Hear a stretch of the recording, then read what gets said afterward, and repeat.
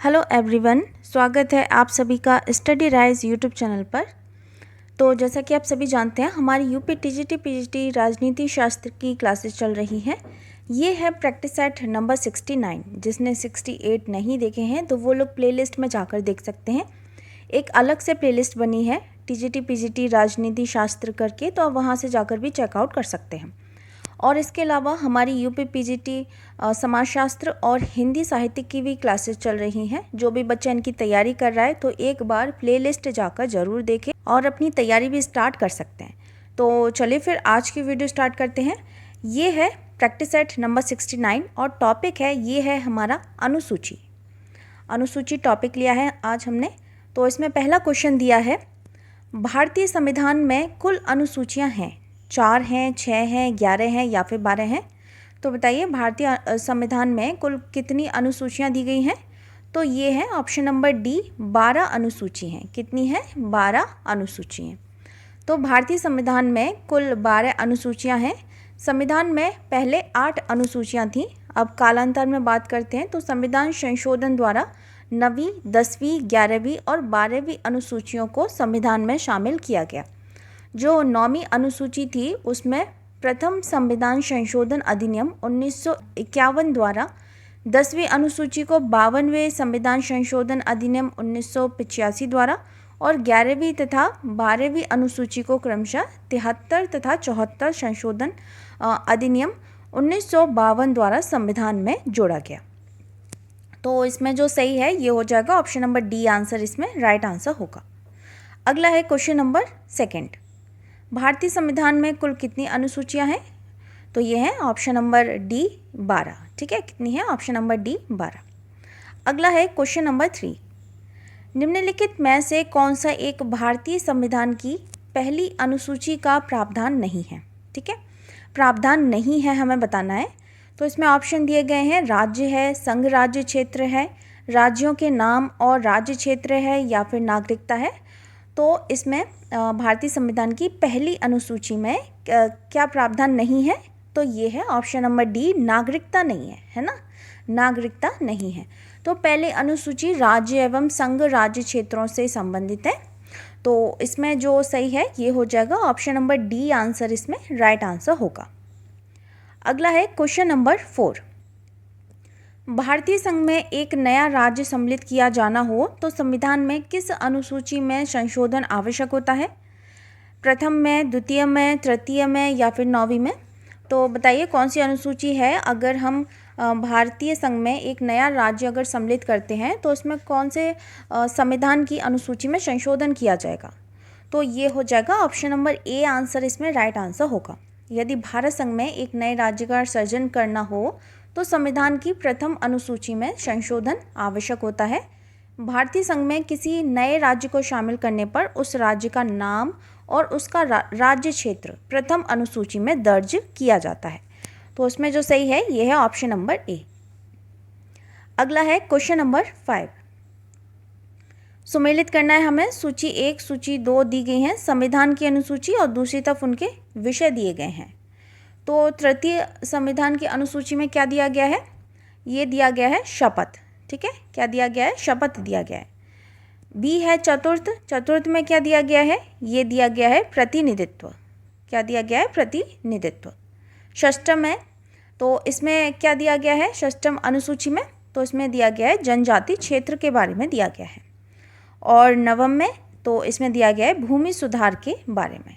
ठीक है, तो इसमें जो सही हो जाएगा ये हो जाएगा ऑप्शन नंबर बी, आंसर इसमें राइट आंसर होगा। ठीक है, बी आंसर, हाँ बी आंसर इसमें राइट आंसर होगा। नेक्स्ट है क्वेश्चन नंबर 6। भारतीय संविधान की निम्नलिखित में से कौन सी अनुसूची राज्यसभा में स्थानों के आवंटन से संबंधित है। स्थानों के आवंटन से संबंधित है। तो कौन सी अनुसूची है? तीसरी अनुसूची है, चौथी अनुसूची है, 5वीं अनुसूची है या फिर 6ठी अनुसूची है। तो बताइए कौन सी अनुसूची है। तो ये है ऑप्शन नंबर बी, चौथी अनुसूची है। कौन सी है? चौथी। तो भारतीय संविधान की जो चौथी अनुसूची दी गई है वह राज्यसभा में स्थानों के आवंटन से संबंधित है और इसमें विभिन्न राज्यों को राज्यसभा में आवंटित सीटों की संख्या दी गई है। तो इसमें जो सही है ये option number B. Next question की ओर बढ़ते हैं। क्वेश्चन नंबर 8, एक विषय को समवर्ती सूची में शामिल किया जाता है जब इस पर एक कानून पास किया जा सकता है। इसके द्वारा राज्य सरकार, केंद्रीय और राज्य सरकार और राष्ट्रपति और राज्यपाल, तो किसके द्वारा किया जाता है? तो ये किया जाता है ऑप्शन नंबर सी, केंद्रीय और राज्य सरकार द्वारा। तो भारतीय संविधान की 7वीं अनुसूची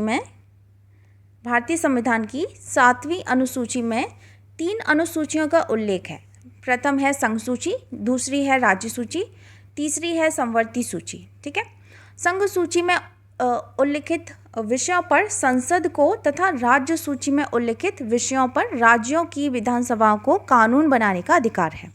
और जो समवर्ती सूची है, समवर्ती सूची में केंद्रीय और राज्य सरकार दोनों को कानून बनाने का अधिकार है। ठीक है, लेकिन राज्य द्वारा बनाया गया कानून उस विषय पर केंद्र द्वारा बनाए गए कानून से विरोध होने पर विरोध की मात्रा तक शून्य हो जाता है।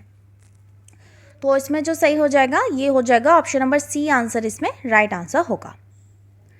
नेक्स्ट क्वेश्चन की ओर बढ़ते हैं। क्वेश्चन नंबर 9, संविधान की किस अनुसूची में केंद्र और राज्य के मध्य शक्तियों का विभाजन उपबंधित है? तो 5वीं है, 6वीं है, 7वीं है या फिर 8वीं है? तो अभी बताया कौन सी अनुसूची है, तो ये है ऑप्शन नंबर सी, 7वीं अनुसूची है। संविधान की 7वीं अनुसूची में विषयों के विभाजन से संबंधित इसमें केंद्र एवं राज्यों के मध्य विधायी शक्तियों का विभाजन किया गया है। सही आंसर होगा इसमें ऑप्शन नंबर सी। अगला है क्वेश्चन नंबर 10, भारतीय संविधान की समवर्ती सूची में निम्नलिखित में से क्या शामिल नहीं है? ठीक है, हमसे पूछा है क्या शामिल नहीं है। तो जनसंख्या नियंत्रण एवं परिवार नियोजन, आर्थिक एवं सामाजिक योजना, लोक व्यवस्था या विवाह और विवाह विच्छेद। तो भारतीय संविधान की समवर्ती सूची में इनमें से क्या शामिल नहीं है? तो ये हो जाएगा ऑप्शन नंबर सी, लोक व्यवस्था शामिल नहीं है। तो भारत की संविधान की 7वीं अनुसूची में लोक व्यवस्था राज्य सूची के अंतर्गत आती है। अन्य सभी विषय अर्थात जनसंख्या नियंत्रण हो गया, परिवार नियोजन हो गया, आर्थिक एवं सामाजिक नियोजन, विवाह और विवाह विच्छेद, ये सभी किस में आ जाएंगे? समवर्ती सूची में शामिल है। तो इसमें जो सही है ये है ऑप्शन नंबर सी, आंसर इसमें राइट आंसर होगा।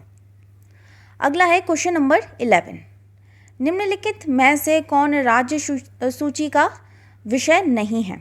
राज्य सूची का विषय नहीं है। तो लोक व्यवस्था, कब्रिस्तान, लोक स्वास्थ्य या फिर न्यायालय का अवमान। तो राज्य सूची में शामिल नहीं है। ठीक है, राज्य सूची का जो विषय है उसमें शामिल नहीं है। तो कौन सा है? तो ये है ऑप्शन नंबर डी, इसमें राइट आंसर होगा, यानी कि न्यायालय का अवमान। तो न्यायालय का अवमान ये समवर्ती सूची में शामिल है। किस में है? समवर्ती सूची में शामिल है, समवर्ती सूची का विषय है। जबकि लोक व्यवस्था, कब्रिस्तान तथा लोक स्वास्थ्य ये सभी राज्य सूची के विषय हैं। तो ये आपको पता है 7वीं अनुसूची में 3 अनुसूचियां दी गई हैं, संघ सूची, राज्य सूची और तीसरी कौन सी है? समवर्ती सूची। तो इन सभी के जो विषय हैं, अभी वर्तमान में कितने विषय हैं ये आप सभी कमेंट करके बताएंगे। ठीक है, तो इसमें जो सही हो जाएगा ये हो जाएगा ऑप्शन नंबर डी, आंसर इसमें राइट आंसर होगा। और इसके अलावा जैसे हम बात कर लेते हैं कुछ विषयों के बारे में, जैसे संघ सूची में कौन कौन से विषय दिए गए हैं। तो संघ सूची में वर्णित कुछ विषय हैं जैसे रक्षा, नौसेना, परमाणु आयुध, बीमा बैंक, डाकघर, जनगणना संघ सूची में आती है। ठीक है, कृषि आय से भिन्न आय, ये सभी किस में आएंगे? संघ सूची में आएंगे। राज्य की बात कर लेते हैं तो लोक व्यवस्था, लोक स्वास्थ्य, कांजी हाउस, मत्स्य की, कृषि आय पर कर, पथ कर, प्रति व्यक्ति कर आदि, ये सभी किस में आएंगे? राज्य सूची में आते हैं। समवर्ती सूची में क्या क्या है? विवाह है, विवाह विच्छेद है, न्यायालय का अवमान है, वन्य जंतुओं और पक्षियों का संरक्षण है, सामाजिक सुरक्षा है, जन्म मरण सांख्यिकी है, ये सभी समवर्ती सूची के अंतर्गत आ जाते हैं। तो इसमें जो सही है ये हो जाएगा ऑप्शन नंबर डी, आंसर इसमें राइट आंसर होगा। अगला है क्वेश्चन नंबर 12, निम्नलिखित में से कौन सा संघ सूची का विषय नहीं है? तो विदेशी ऋण, डाकघर बचत बैंक, अंतर्राज्यिक व्यापार, कृषि आय पर कर। तो निम्नलिखित में से कौन सा संघ सूची का विषय नहीं है? तो कौन सा नहीं है? तो 12 का जो सही है ये है ऑप्शन नंबर डी, आंसर इसमें राइट आंसर होगा, यानी कि कृषि आय पर कर। तो जो कृषि आय पर कर है ये किसका विषय है? ये है राज्य सूची का विषय है। किसका विषय है? राज्य सूची का विषय है। हालांकि कृषि आय से भिन्न आय पर कर ये संघ सूची का विषय है। ठीक है, आय पर जो कर होता है ये किस पे, संघ सूची का विषय है। तो इसमें जो सही है ये है ऑप्शन नंबर डी आंसर इसमें राइट आंसर होगा। अगला है क्वेश्चन नंबर 13। निम्नलिखित में से कौन सा विषय संघ सूची का विषय नहीं है? हमें बताना है संघ सूची का विषय कौन सा नहीं है। विवाह एवं तलाक, नागरिकता, बैंकिंग या फिर अंतर्राज्यीय व्यापार। तो कौन सा नहीं है? तो ये है ऑप्शन नंबर ए, विवाह एवं तलाक। तो विवाह एवं तलाक ये संघ सूची का विषय नहीं है। तो इसमें जो सही है ये है ऑप्शन नंबर ए आंसर इसमें राइट आंसर होगा। अगला है क्वेश्चन नंबर 14। निम्नलिखित में से कौन सा विषय भारतीय संविधान के समवर्ती सूची के अंतर्गत आता है? तो विवाह तथा विवाह विच्छेद, संघीय लोक सेवाएं, पुलिस और आयकर। तो कौन सा है? ये भारतीय संविधान के समवर्ती सूची के अंतर्गत आता है। तो कौन सा आता है? विवाह तथा विवाह विच्छेद आता है। विवाह तथा विवाह विच्छेद आता है। तो इसमें जो सही है यह है ऑप्शन नंबर ए। नेक्स्ट है क्वेश्चन नंबर 15। निम्नलिखित में से कौन सा एक भारत के संविधान में राज्य सूची का विषय नहीं है? तो दांव तथा धुत कीड़ा, मत्स्य उद्योग, राज्य के मंत्रियों के वेतन तथा भत्ते और राजनयिक प्रतिनिधित्व। तो कौन सा एक भारत के संविधान में राज्य सूची का विषय नहीं है? तो कौन सा नहीं है? तो ये है ऑप्शन नंबर डी, राजनयिक प्रतिनिधित्व। तो राजनयिक या कौंसलीय और व्यापारिक प्रतिनिधित्व ये सब संघ सूची के क्रम संख्या 11 में वर्णित विषय हैं, जबकि शेष दांव तथा धुत क्रीड़ा, मत्स्य उद्योग एवं राज्य के मंत्रियों के वेतन तथा भत्ते ये राज्य सूची के विषय हैं। तो इसमें जो सही है ये हो जाएगा ऑप्शन नंबर डी आंसर इसमें राइट आंसर होगा। अगला है क्वेश्चन नंबर 16। निम्न में से कौन सा विषय भारत के संविधान की राज्य सूची में है? तो पुलिस है, केंद्रीय लोक सेवाएं, शिक्षा, उपयुक्त में से कोई नहीं। तो कौन सा विषय है जो भारत के संविधान की राज्य सूची में है? तो ये है ऑप्शन नंबर ए, पुलिस। तो राज्य सूची में पुलिस और सार्वजनिक व्यवस्था, संघ सूची में क्या आ जाता है? केंद्रीय लोक सेवाएं आ जाता है, समवर्ती सूची में शिक्षा आ जाती है। तो इसमें जो सही है ये है ऑप्शन नंबर ए आंसर इसमें राइट आंसर होगा। अगला है क्वेश्चन नंबर 17।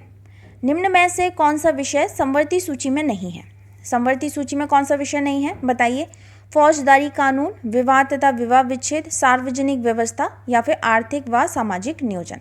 तो कौन सा शामिल नहीं है? तो ये है ऑप्शन नंबर सी, सार्वजनिक व्यवस्था। समवर्ती सूची में कौन सा शामिल नहीं है इनमें से? तो ये है ऑप्शन नंबर सी, सार्वजनिक व्यवस्था। तो समवर्ती सूची की प्रविष्ट संख्याएं 1 फौजदारी कानून, प्रविष्ट संख्याएं 5 हैं विवाह तथा विवाह विच्छेद तथा प्रविष्ट संख्या 20 आर्थिक व सामाजिक नियोजन का उल्लेख करती है, जबकि सार्वजनिक व्यवस्था ये राज्य सूची के प्रविष्ट संख्या 1 के अंतर्गत उल्लिखित है। तो इसमें जो सही है यह है option number C. Next question की ओर बढ़ते हैं। Question number 18। केंद्र राज्य के मध्य शक्तियों का बंटवारा संविधान की किस अनुसूची में दिया गया है? तो 5वीं है, 7वीं है, 10वीं है या फिर 12वीं है? तो कौन सी अनुसूची है? तो ये है ऑप्शन नंबर बी, 7वीं अनुसूची। तो केंद्रीय और प्रांतीय सरकारों के मध्य शक्तियों का विभाजन संघात्मक संविधान का एक परम आवश्यक तत्व है और यह विभाजन संविधान द्वारा ही किया जाता है। प्रत्येक सरकारें अपने अपने क्षेत्रों में सार्वभौम होती हैं और दूसरे के अधिकारों एवं शक्तियों पर अतिक्रमण नहीं कर सकती। ठीक है, केंद्र राज्य के मध्य शक्तियों का बंटवारा संविधान की 7वीं अनुसूची में दिया गया है और अनुच्छेद कौन सा है? तो ये है 246। तो इसमें जो सही है ये हो जाएगा ऑप्शन नंबर बी आंसर इसमें राइट आंसर होगा। अगला है क्वेश्चन नंबर 19। भारत में केंद्र को शक्तिशाली बनाने का एक संवैधानिक कारण है। तो क्या कारण है? राज्य के नीति निर्देशक तत्व हैं, केंद्रीकृत नियोजन है, क्षेत्रीय परिषदें हैं या फिर संघीय सूची है। तो क्या है? यह है ऑप्शन नंबर डी, संघीय सूची।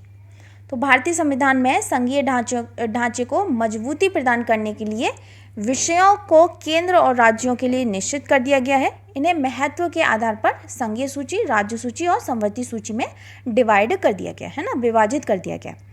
महत्वपूर्ण विषयों को संघ सूची में रखा गया है और समवर्ती सूची दोनों में कानून बनाने के विशेष अधिकार के कारण केंद्र को शक्तिशाली बनाने का एक संवैधानिक कारण प्रतीत होता है और अवशिष्ट विषयों पर केंद्र को कानून बनाने का अधिकार है।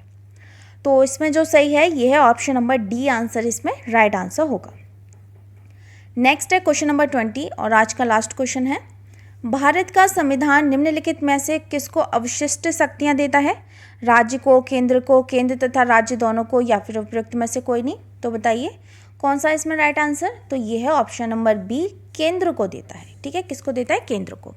तो संघात्मक शासन व्यवस्था में संघ एवं प्रांतों के बीच शक्तियों का विभाजन संविधान के द्वारा कर दिया जाता है।